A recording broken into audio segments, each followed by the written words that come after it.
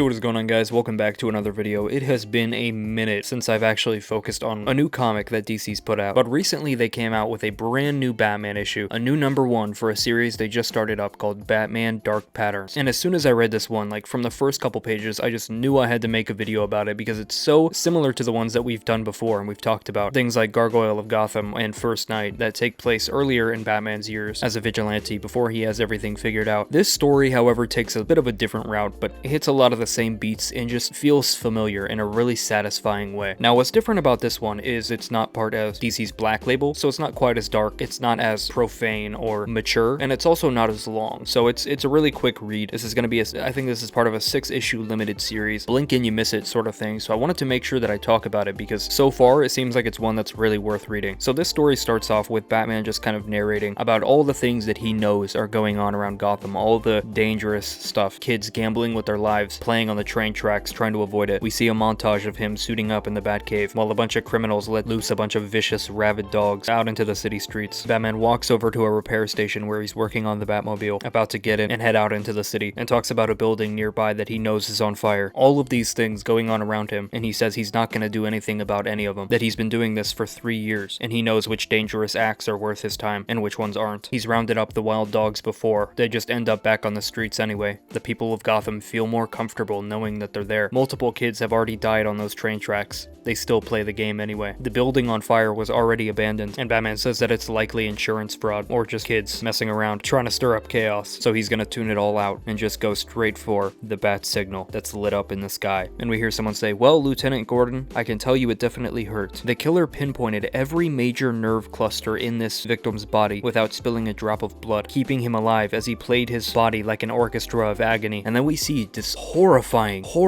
murder victim left literally with pins and needles all over, eyes and mouth both widened from the pain. And you just know that whatever happened to him, whatever this killer wanted out of him, he made sure to make this victim feel every single minute, every single ounce of pain before he died. And we see that it's some man with long white hair and a bushy white beard standing there with a relatively young version of Jim Gordon. Batman suddenly appears in the room saying, "Who's this?" And you can see that his suit is a little bit different from these other stories that I mentioned. Batman First Knight was very faithful in sticking to the roots of the original Batman stories. It was set during the pre-wartime era, just before World War II, so he had the Golden Age costume. And then you have something like Gargoyle of Gotham, and he has a more kind of a traditional Batman look, kind of mixed with Robert Pattinson's Batman, whereas this iteration of Batman, 3 years in, has the yellow and blue, has a big, bold yellow logo like we all love to see, at least I do. The man that's looking at this victim with Gordon is surprised by Batman's appearance and says, "I knew we'd cross paths eventually on one of these off-the-books Moonlight sojourns." The Batman. Gordon then introduces Batman to him. "Batman, this is Dr. Sarika, forensic pathologist. He just opened a lab at Gotham U. I thought he could be of use in this case." And this forensic expert just starts rambling on. "Corpses tell a story. The wear and tear of a life, bone fractures, wound patterns. From what I read of your lifestyle, I really hope I won't see you on a slab soon, though I'm sure your bones and flesh hold a myriad of fascinating tales by now." And you're just sitting there listening to this guy like, what the hell is this dude on about? What the And Batman's looking at the victim, ignoring him, saying, "From the state of this apartment, he likely lived alone, probably single, just like the other 2 victims before him," meaning that they're likely dealing with a serial torturer. The first victim was found 2 nights ago, an attorney named Francis Oakley. The second victim was found 1 night ago, Kenneth Armitage, a retired man living in poverty. And now apparently this third victim lived kind of in between, a more normal life. So it's still unclear what exactly the pattern in the murders is. The forensic expert gets real close and says, "It's magnificent work, you know." Batman says, "He removed their tongues and teeth first so they couldn't scream."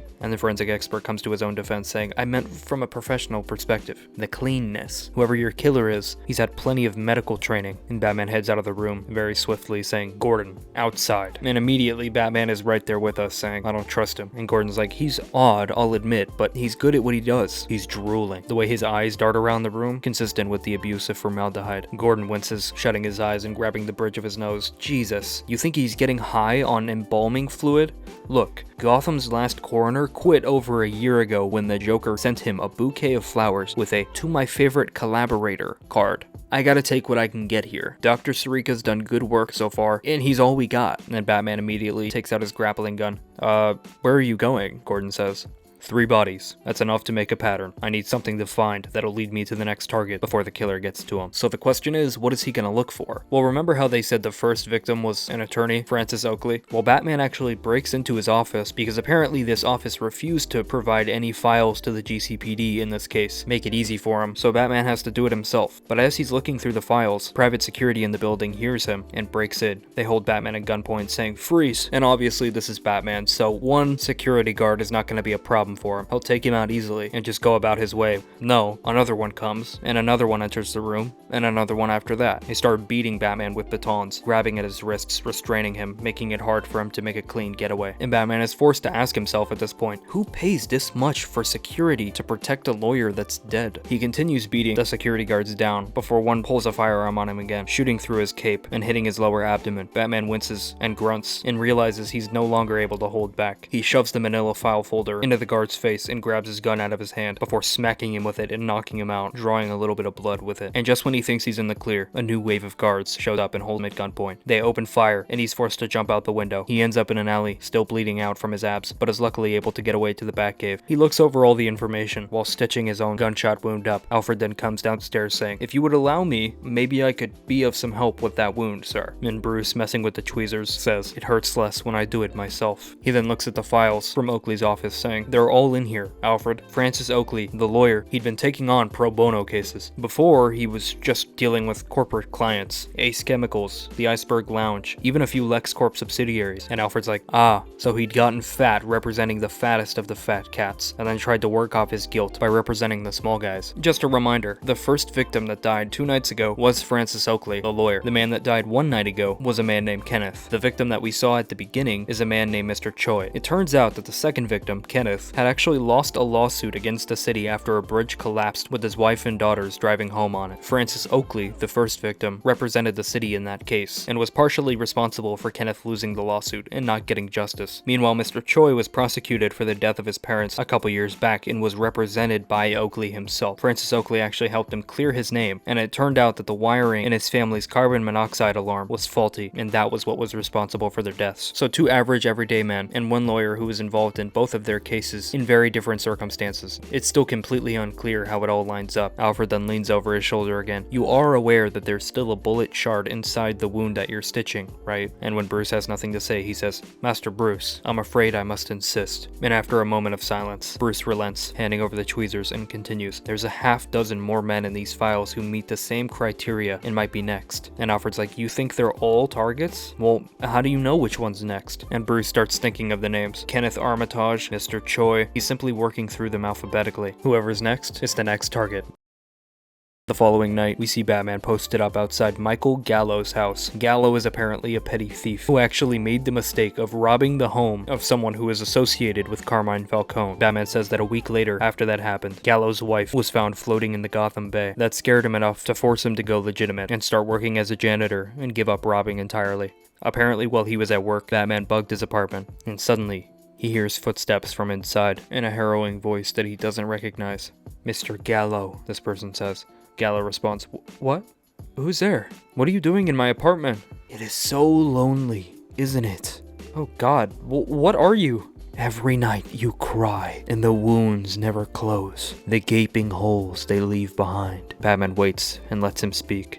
"I can give you what I could never have, what they took from me." "Get away from me!" "They took it away from me, but you can have so very much of it." "I said get away." Batman waits until he can't anymore and flies straight into action, crashing through the window and standing triumphantly in front of Mr. Gallo. Similar to Mr. Choi from the beginning, we see a bunch of pins and needles through this person's hands. "Did that hurt?" they say, before trying to swing at Batman with a punch. And we see just how horrifying and weird and bizarre this creature is. This person, this thing, with spikes all through their chest, poking out of their back, through their biceps, all the way through the quads, through the triceps. A bunch of what look like coin material, a bunch of different types of metal, all different colors, bronze and silver, covering his face and his neck and his shoulders. Completely red skin with cloth wrapped around his fists, almost like a boxer. You see pieces of lead and pipe sticking through his forearms and his upper chest. Batman, standing in front of Gallo, immediately goes into defensive mode, and we get some narration. "I aim for his solar plexus to shut this down before it even starts." And we see his fist right next to his neck, hesitating, before he throws a punch. And Batman continues, and then I realize those are nails I'm about to drive through his throat. So all of that coin looking material, all that bronze and silver, it's just the reflection of the heads of needles. All of those in his eyes, in his brain, in his skull, poking in just ever so slightly to not draw any blood, but still cause pain. And if Batman punches any part of his body that has needles through it, it's going to either punch it into his neck and kill him and risk him breaking his own code, or he's going to punch in the chest area or the arms or get hit by it, where the sharp ends of these pipes and these needles are sticking out like daggers. So it's either kill him or get hurt. This guy, this thing, whatever he is essentially invulnerable to Batman. Batman dodges his punches while trying to dissect the issue. If I strike his chest, he says, the spikes in his flesh are going to be in danger of rupturing his heart or his lungs. Even the spikes in his arms and legs are purposefully adjacent to major arteries. His flesh is a tapestry of near-fatal self-mutilation. If I hit him, I will kill him, no matter what. He then takes a punch, but he can hit me, and he does. Batman's now on the ground as this guy is drawing blood from his own fists and Batman's nose. He shouldn't be this strong, Batman says. He should be in agony. It's like he doesn't feel it. There must be something, maybe in my belt, something that'll stop him from hitting me. And then Mr. Gallo on the other side of the room whips out a shotgun and shoots at this monstrosity. And because they're in a tight, enclosed apartment, Batman covers his ears from the ringing shot, and the creature jumps out the window, fleeing the scene entirely. Batman turns back. You idiot. What the hell did that thing want? Mr. Gallo says. To torture you to death.